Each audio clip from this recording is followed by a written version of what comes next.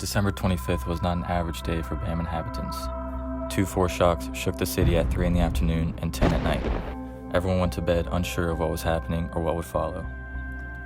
What occurred was worse than one would have imagined. People were awoken to a shock which was followed by the main earthquake only 35 minutes after.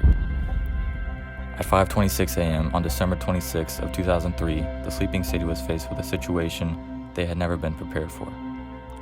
The city of BAM and surrounding areas were economically and physically unequipped with handling a catastrophic event of this magnitude. The violent shaking which many Iran citizens awoke to was later discovered to have been caused by a blind fault directly under the city of BAM. The rupture was caused by a strike-slip fault directly lying underneath the city of BAM. It resulted in an earthquake ranking 6.6 on the Richter scale and had a huge impact on human life. Between 31,000 and 43,000 lives were lost, and of the remaining alive, 20,000 suffered injuries serious enough to require hospitalization. The population of the city only reached approximately 142,000, therefore a large percentage was gone. About 5,000 children were orphaned. What made things worse was the fact that all 3 hospitals and 122 health centers had been destroyed by the earthquake, leaving citizens helpless.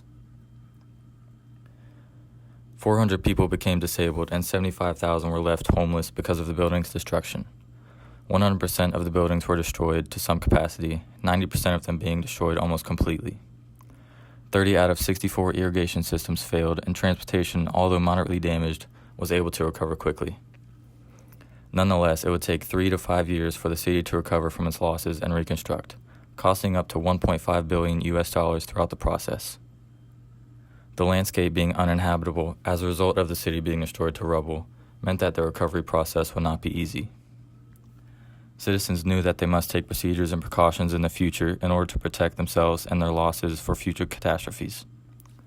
Many new buildings which had fallen were rebuilt, while guidelines were put in place to make homes and architecture safer and sturdier.